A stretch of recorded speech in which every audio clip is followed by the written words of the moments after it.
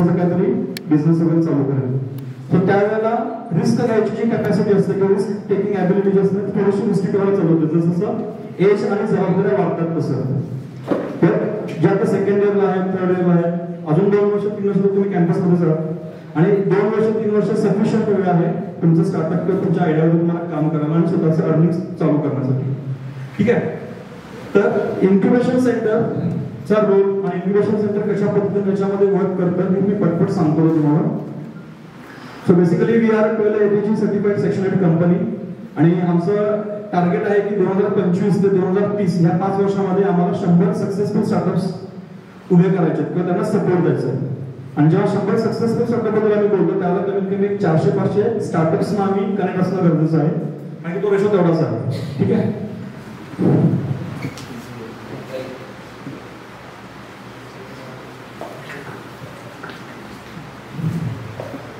What we do, pre-incubation, incubation, youth programs आणि skilling programs.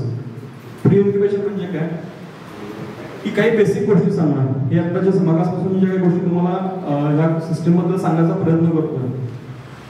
बरं मला एक सांगा, ह्याच्या अगोदर हे ऐकलं होतं असं काहीतरी आहे इन्क्युबेशन इनोव्हेशन रिलेटेड अशा काही गोष्टी किंवा असं काहीतरी इकोसिस्टम आहे असं काही ऐकलं होतं याच्या अगोदर जी काही थोडक्यात काहीतरी भर पडले थोडं काहीतरी नवीन ऐकायला मिळतं.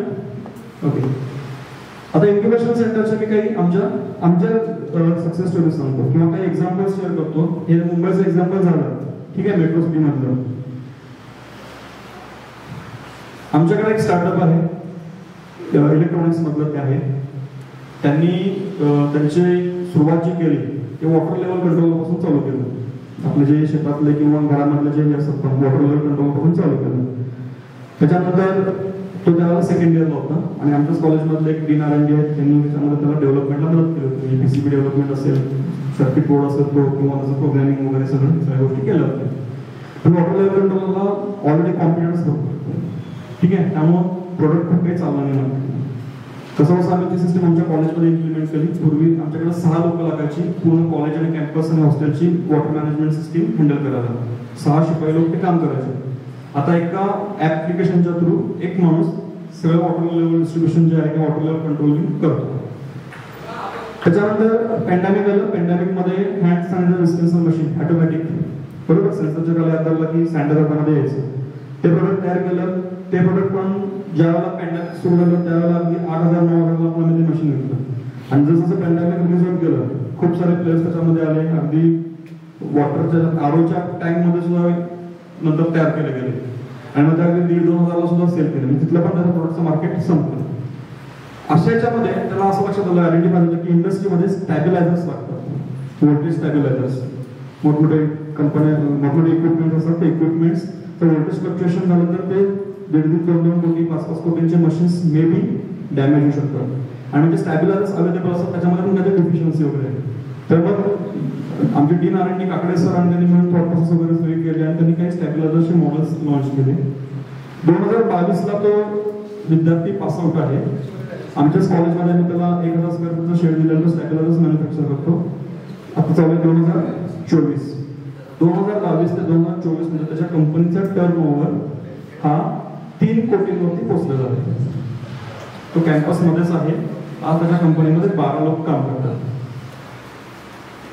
सो 3 कोटीच्या ऍटलिस्ट 30% की 20% जरी आपण म्हणलं प्रॉफिट मार्जिन तर एवढं पॅकेज. आणि हा ग्रामीण भागातलाच मुलगा म्हणजे आरग हे म्हणून एक गाव आहे. त्याचं नाव ऐकलं असेल तुम्ही. त्या आरगेचा तो मुलगा आहे. तिथून कॉलेजला आला. तिथून त्याला या सगळ्या गोष्टी कळाल्या आणि तिथून त्याला चालू केलं. रिसेंटलीच म्हणजे मागच्या महिन्यामध्येच त्यानं स्वतःची सेकंड हँड पण फोर्ड गाडी घेतली. 2 वर्षामधला त्याचा ही जर्नी आहे. ठीक आहे. दुसरं एक आमच्याकडे स्टार्टअप आहे PGP बायोप्लास्टिक म्हणून. ठीक आहे. ते काय करतं त्यांनी थोडं त्यांचा रिसर्च बेस थोडा आहे. त्या रिसर्च बेस मध्ये त्यांनी काय केलं प्लास्टिक जे आहे खूप मोठा प्रॉब्लेम झाला बरोबर. प्लास्टिक वेस्ट टाकलं आपण पूर्ण प्लास्टिकचं डिग्रेडेशन होत नाही आणि मग ते पोल्युशन मध्ये कन्वर्ट होतं सगळं. तर त्यांनी असं प्लास्टिक बनवलेलं आहे बायोडिग्रेडेबल प्लास्टिक म्हणून की मक्यापासून किंवा स्टार्च पासून प्लास्टिकचे जे काही स्ट्रेंथ असेल किंवा जे काही पॅरामीटर्स आहेत तेवढेच पॅरामीटर्स तयार केलेल्या प्रोडक्टमध्ये त्याला बायोडिग्रेडेबल प्लास्टिक म्हणतात. सुरुवातीला त्यांनी याच्यावर रिसर्च केला, रिसर्च करून गव्हर्नमेंटच्या एका स्कीमला ते अप्लाय केलं, RGSTC म्हणून ती स्कीम. फक्त प्रपोजल दिलं, आमच्या काही फॅकल्टीने त्याला मदत केली प्रपोजल देण्यामध्ये, आणि त्यांना ते सेकंड इयरमध्ये असताना गव्हर्नमेंटकडून 52 लाख रुपये रिसर्चसाठी मिळाले. त्यातून 3 वर्ष त्यांनी रिसर्च कम्प्लीट केला, ते बायोडिग्रेडेबल प्लास्टिक ऍक्च्युअल डेव्हलप केलं, आणि ते डेव्हलप केलेलं प्लास्टिक आहे ते त्यांनी पुन्हा गव्हर्नमेंटला दाखवलं, आणि department of science and technology या सेंट्रल गव्हर्नमेंटच्या एका स्कीममध्ये त्यांना 1,15,00,000 रुपये मंजूर झाले. कशासाठी? ते प्रॉडक्ट स्केलेबल करण्यासाठी. आज त्यांच्या कंपनीमध्ये जवळपास 30 लोक काम करतात. त्या सुद्धा मुलांचं एज आता 25-26 आहे. ठीक आहे. जेव्हा ते सेकंड इयरमध्ये तेव्हा फंडिंग मिळालेलं होतं, आणि त्या फंडिंगच्या अगेन्स्ट त्यांनी आज 4,000 स्क्वेअर फीटची शेड, मॅन्युफॅक्चरिंग शेड आम्ही त्यांना दिलेलं आहे, आणि ते 40,000 रुपये रेंट आता आम्हाला पे करतात. प्लस त्यांचे जे काही 12-13 लोक आहेत त्यांच्या सॅलरीज.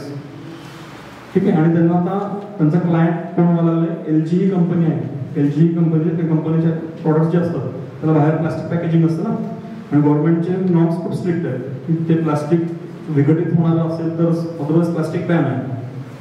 हे बायोडिग्रेडेबल प्लास्टिक किंवा आपले जे काही इंजेक्शन असतात, इंजेक्शनच्या पाठीमागं जे असतं पंप वगैरे त्याचा, ते सगळं प्लास्टिकमध्ये असतं, तर ते त्याला रिप्लेसमेंट द्यायला लागतं.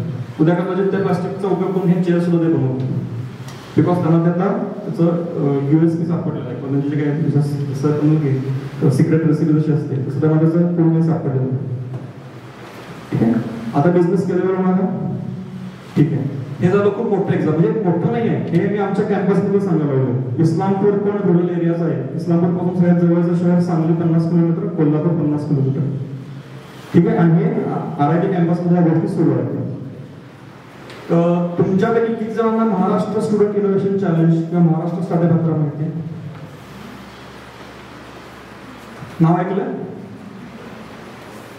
नाही नाव ऐकलं, बरोबर. महाराष्ट्र स्टेट इनोव्हेशन सोसायटी नाव ऐकलं? स्टार्टअप इंडिया नाव ऐकलं? स्टार्टअप इंडियाची वेबसाईट कुठे कुठे बघितली?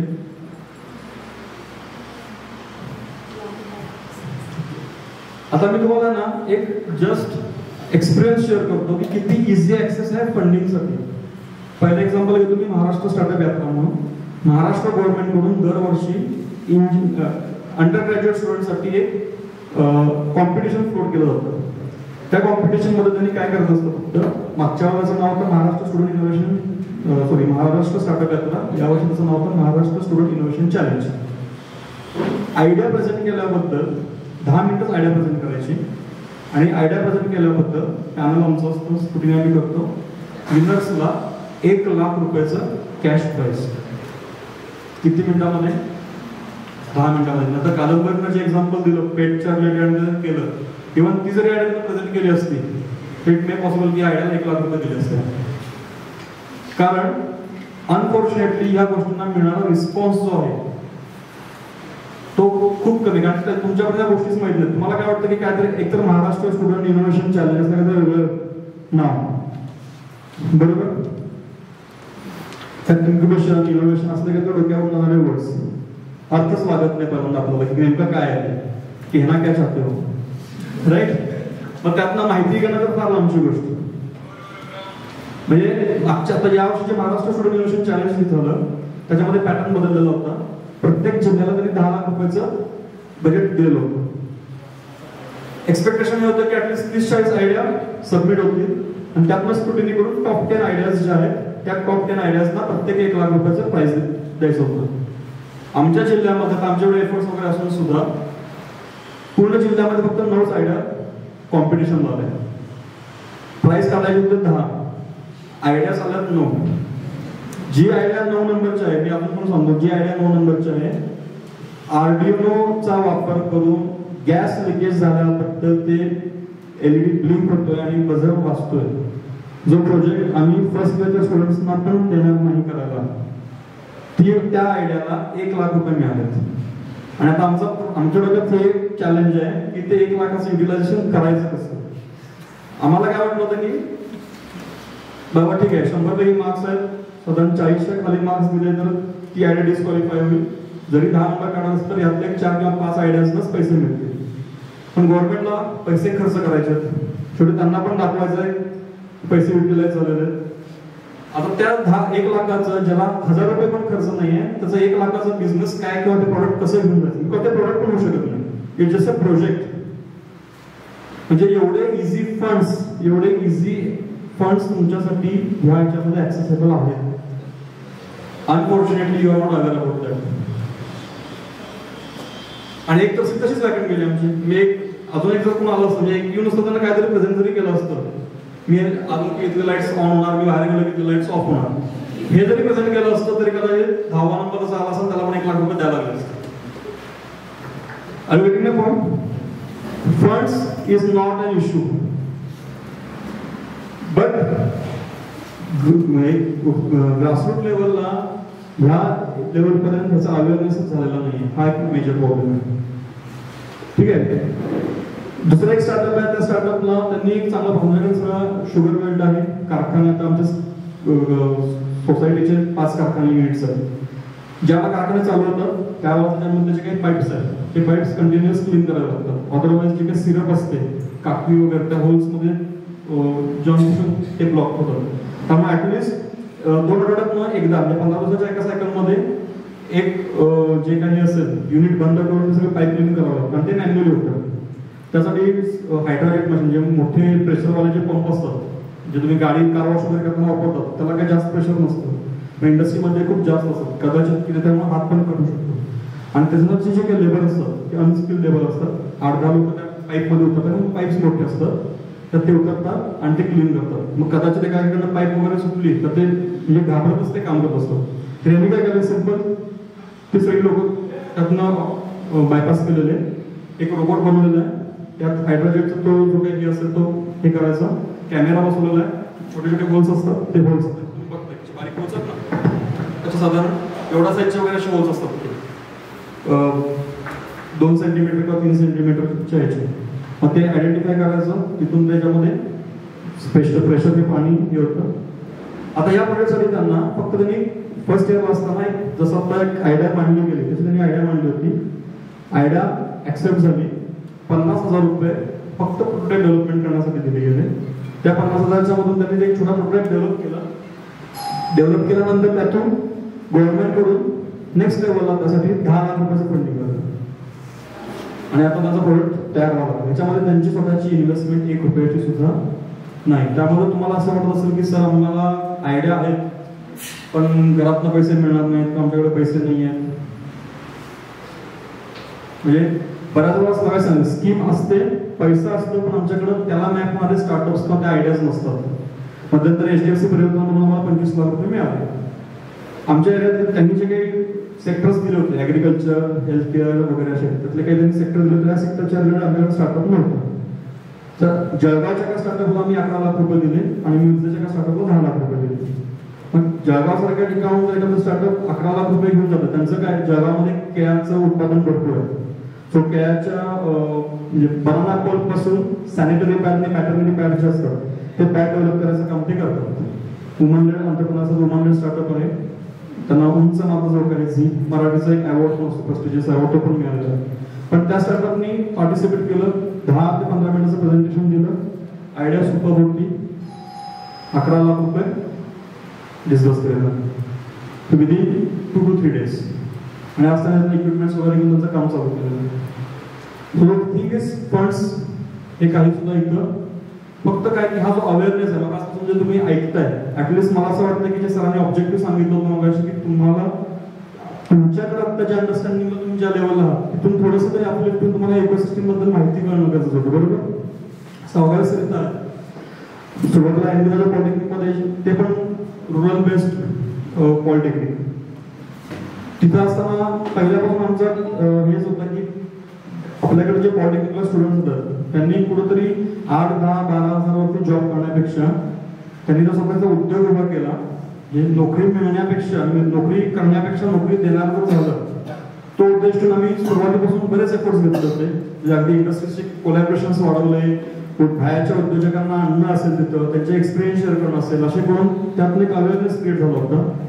आज त्याच्यातले काही आउटकम्स तो पण अतिशय ड्रॉट एरिया आहे. म्हणजे सांगली जिल्ह्याचा दोन हे आहेत, एक महापुरामुळे त्रस्त आणि एक दुष्काळामुळे त्रस्त. मग दुष्काळाची सुरुवात जिथून होते ते म्हणजे ते पॉलिटेक्निक पासून तुम्ही म्हणू शकता की तिथलं पुढं दुष्काळ चालू होतो. इतक्या ड्रॉट एरियात आणि स्टुडंट्स पण त्याच एरियातले सगळे जर कवठे मोठा या भागात. त्यातलाच एक स्टुडंट आहे सौरभ भोसले नावाचा. त्याला पोल्ट्रीच्या रिलेटेड प्रॉब्लेम आयडेंटिफाय झाला की आता जे काही पोल्ट्री असतात तुम्ही बघता वास भयानक खराब वास असतो, पण त्या कोंबड्यांना कंटिन्युअस फिडिंग तर द्यावं लागतं, बरोबर. मग ते कोंबड्यांनी घाण केलेली असते, तो भुसा वगैरे या सगळ्या गोष्टी असतात, त्याच्यामध्ये बरेचसे टॉक्सिक गॅसेस असतात. आणि शेतकरी करतो पोल्ट्रीवाला काय करतो, ते लोखंडी अँगल किंवा हे ना ते खराटे वगैरे तो क्लीन करायचा प्रयत्न करतो. तो त्याच्यामुळे होतं काय, बराच वेळ जातो त्या गोष्टीला, बरोबर. आणि बराच वेळ त्या एरियामध्ये राहिल्यामुळे कदाचित त्याच्या शरीरावरती सुद्धा त्याचा परिणाम होऊ शकतो. आणि इट्स हार्मफुल, ते गॅसेस पण हार्मफुल असतात. मग ह्याच्या डोक्यात काय आलं की जसं घरामध्ये आपण हेच असतं फ्लोर क्लिनिंग मशीन असतं, बरोबर. ते नुसतं फिरवलं की क्लीन होत जातं. तोच मेकॅनिझम त्यात थोडेसे मॉडिफिकेशन केले आणि ते पोल्ट्रीमधून जर फिरवलं आणि साऊंड प्रूफ आहे म्हणजे त्यातनं आवाज येत नाही अजिबात, तर जिथं ते काम करायला कमीत कमी तास सव्वा तास लागतो, विदिन 10 मिनिट्स ते पोल्ट्रीचं हे पोल्ट्री रेकिंग मशीन होतं कम्प्लीट. त्यातनं त्याला पोल्ट्रीच्या पूर्ण ह्याच्याशी त्याचा कनेक्ट झाला. तिथून त्याला अजून एक प्रॉब्लेम आयडेंटिफाय म्हणजे लोकांनी सांगितलं की प्रत्येकाला ते हातामध्ये जे फिडिंग करत असतं त्याचे काही खाद्य वगैरे असतं पक्ष्यांचं, ते हातामध्ये घेऊन जावं लागतं आणि सगळीकडे ते डिस्ट्रीब्यूट करावं लागतं.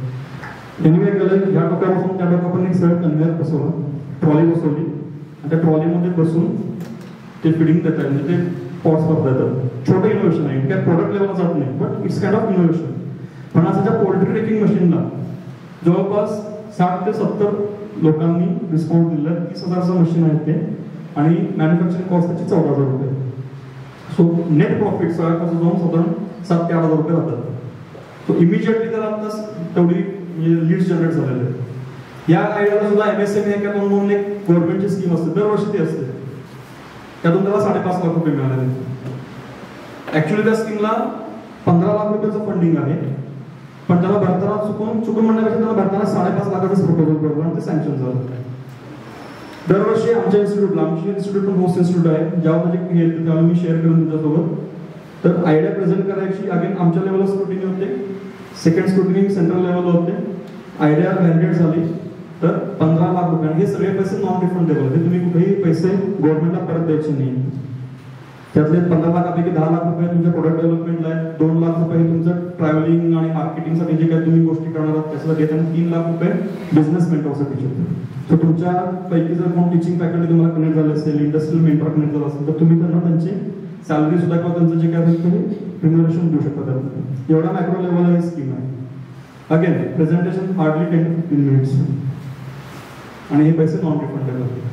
दुसरा एक सौरभ, त्याचं पण नाव सौरभच. त्याचं कॉलेज इंडियन पॉलिटेक्निकच्या बाहेरच्या बाजूला हायवेला कॉर्नरला त्यानं रेग्युलर आपलं जे काही वॉटर लेवल कंट्रोलर्स असतात त्यात थोडे मॉडिफिकेशन्स केलेले. कॉस्ट म्हणजे बाहेरचं जे 2 लाखाला मिळत असेल तर त्याच्याकडे ते 1200-1300 रुपये मिळतं. आणि आज त्याचा पण जवळपास टर्नओव्हर जो आहे प्रॉफिट त्याला म्हणू शकतो 20,000-25,000 पर्यंत गावातल्या गावात रन करतो. डिप्लोमाचे त्याच्याच एजचे किंवा त्याच्याच कलिग्स जे आहेत ते कुठे 8-10-12 वरती इंडस्ट्रीमध्ये काम करतात. हा तेवढ्याच रिजनमध्ये आता सुरुवातच आहे, पण त्याच रिजनमध्ये काम करून साधारण 20-25,000 रुपये प्रॉफिट करतो. टर्नओव्हर 60-70,000 पर्यंत आहे.